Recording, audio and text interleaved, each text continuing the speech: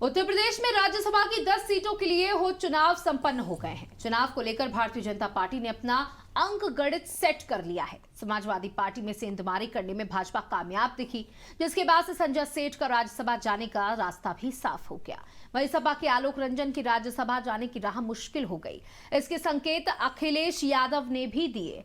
चलिए अब बीजेपी संजय सेठ के बारे में जान लेते हैं। बता दें कि बीजेपी प्रत्याशी संजय सेठ एक प्रतिष्ठित उद्योगपति हैं।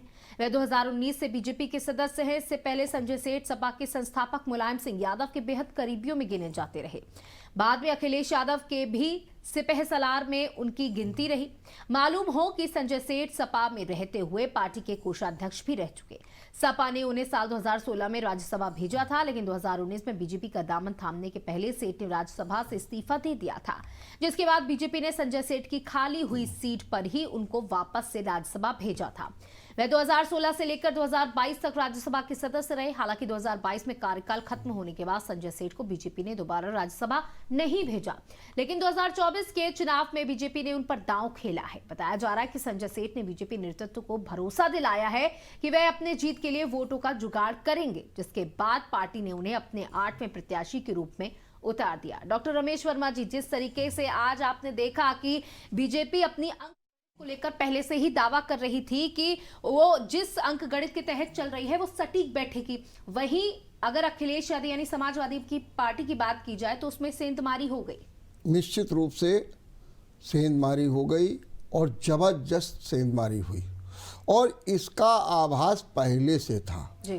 काफ़ी दिनों से चल रहा था कि सपा का एक धड़ा तेजी के साथ बीजेपी में जाने वाला है। इसको लेकर के निरंतर दावे किए जा रहे थे। डिप्टी सीएम केशव प्रसाद मौर्य दावे कर रहे थे, ब्रजेश पाठक कर रहे थे, और सबसे ज़्यादा दावा कर रहे थे ओम प्रकाश राजभर।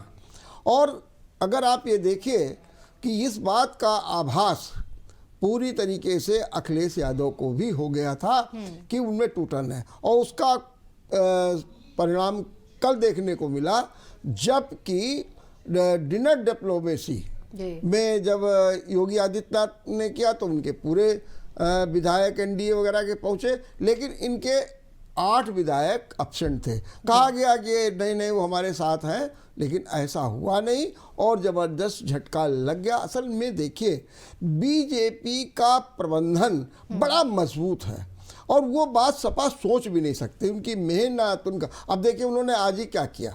उन्हें मालूम था कि हो सकता है कि हमारे यहाँ भी कुछ गड़बड़ हो जाए, तो उन्होंने क्या किया, 8 मंत्रियों के यहाँ अपने सब विधायकों को बैठाला, तय कर दिया कि आपको उस मंत्री के पास जाना, उस मंत्री के पास जाना है।